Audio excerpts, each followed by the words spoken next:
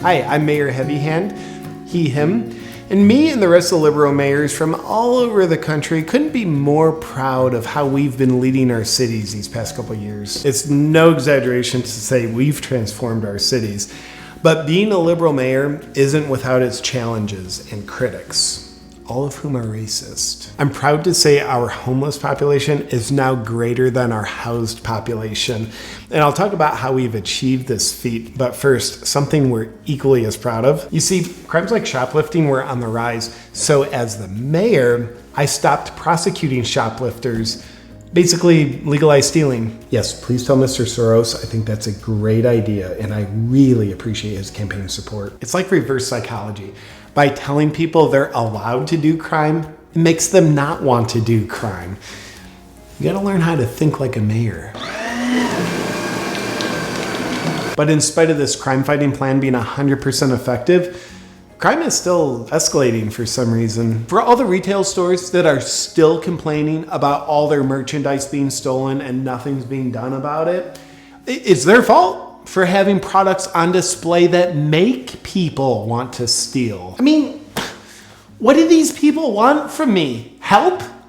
No. Them asking me for help is the same thing as them inflicting violence on me. No, democratic socialist. It's different. Really, the only explanation for people being passionately against my mandates is the rise in transphobia. This week's biggest fire to put out, my office has been flooded with calls, people complaining about the school district. And quite frankly, I've been appalled to find out that our school districts have been teaching dangerous and outdated ideologies, like promoting the idea that heterosexual marriage is okay.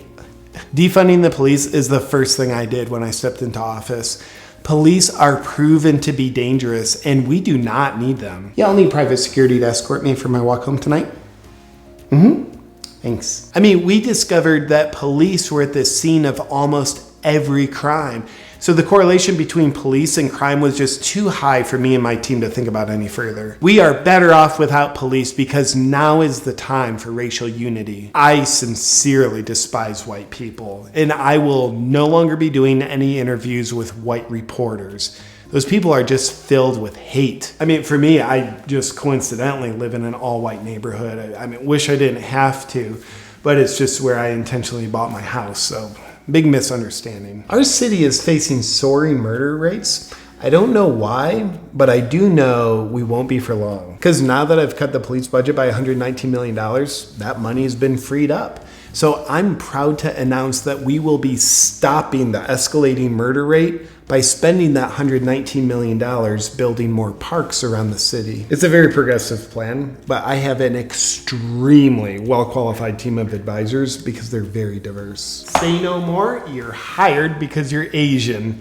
I need one of you people on my squad. And what we speculate is, when given the option, potential killers will want to relax in a beautiful park instead of going out murdering. Fighting crime with disc golf doesn't hurt anyone, but fighting crime with the police department, that hurts everyone. And small business owners are asking me all the time, are lockdowns still necessary? Yes, we're right at the beginning of a pandemic here, people. We're just getting started.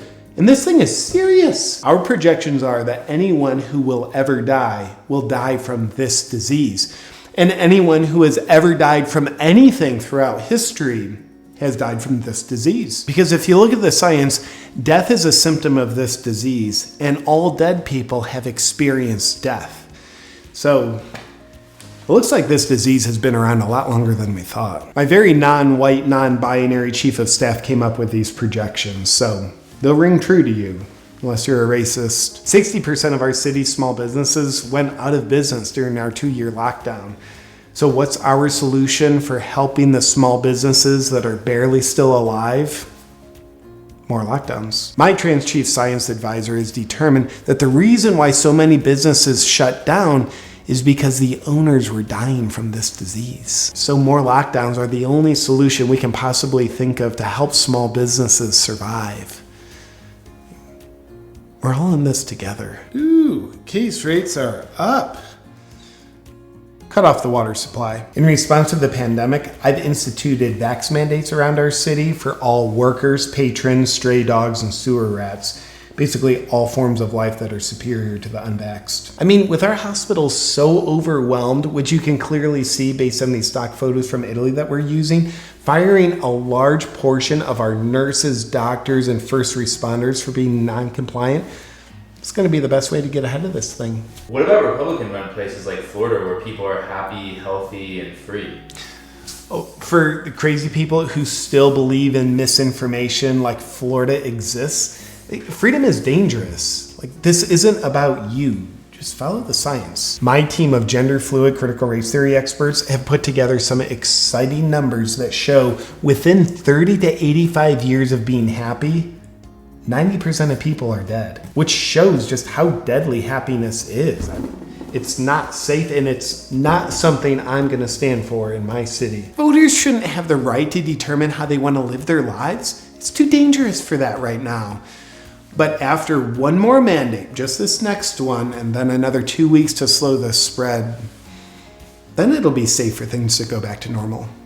Promise. There's no one we support more than BLM. I can tell you this right now.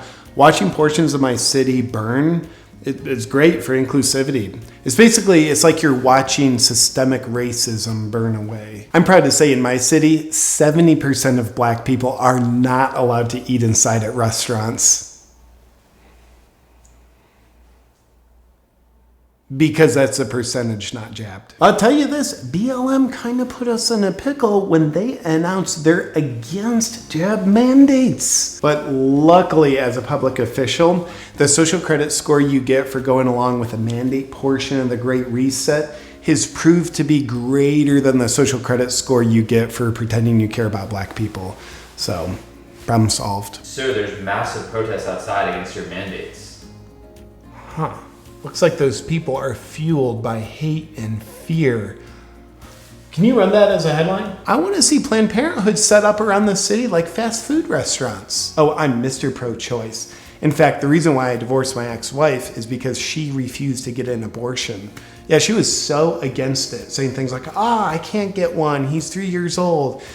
But really it's because she doesn't think women should have a right to choose what they do to their bodies. And while I'm not gay per se, I then married a man, as I thought, wow, a willingness to do so would be a powerful statement of diversity and inclusion. Doing the right thing for the wrong reasons is the right thing to do. My husband is a half Asian, half black, half whatever Elizabeth Warren is, trans woman. He's like a Swiss Army knife of diversity. Really a grand slam for optics. I love watching Beetlejuice. I thought Mayor Lori Lightfoot was excellent in it. I'm a big fan of hers. And now that our homeless population has exceeded the population of people living in actual homes, I can't believe I still get calls from our Republican governor saying, what are you gonna do about your homeless problem? What the f? We don't have a homeless problem. No, my only problem is with the word homeless. It's stigmatizing. I think you mean to say people currently identifying as experiencing homelessness? And no, we don't have a problem with them. Allowing such persons to do whatever they want on public land, including claiming it as their own, is the right thing to do. Can you ask Janice to clean my shoes for me? When I was walking in this morning, I sidestepped a pile of human feces, which then had me accidentally step in another pile of human feces in my attempt to avoid the first pile. Both shoes. Some complain about the tents, trash, excrement, and hypodermic needles that are all around the encampments. And I get it. That's why I just signed an order assigning a personal maid service to each tent. And I also approved funding for weekly massages and essential oil therapy for all persons currently identifying as experiencing homelessness. If we melt away their stress through regular massage therapy and essential oil treatments, then they're not going to want to use drugs to escape anymore, are they? Problem solved. How are you going to fund all of this? Well, I recently defunded the fire department because I found out they were trying to put out burning buildings that BLM lit on fire. And I'm like, it is not okay to extinguish racial unity. So we'll be diverting the funds from the racist fire department to our homeless hospitality and relaxation program. because I think it's important to make progress. Since implementing never-ending 2-week lockdowns, our economy has never been better. I mean, as you can clearly see through our statistics. And don't fall for that conservative misinformation that tries to get you to think that the economic growth of a city should be measured by money. No, we measure our economic growth correctly by inclusivity and diversity. 11,000 people have left this month alone? Why would so many people want to move out of my city? That doesn't make any sense. Those numbers are racist. Real quick, my friend, I don't want to leave our connection in the hands of big tech who are getting very deplatform happy nowadays. So I'd love to have you join my Awaken Warrior newsletter list. I'll send you an email once or twice a week, give you some behind the scenes info. You'll be the first to know when I release videos. But more importantly, it ensures you and I stay connected. Just go to awakenwithjp.com/join me. I want to thank the sponsor of today's video, Primal Life Organics, and their LED light teeth whitening system. Here's a cool thing.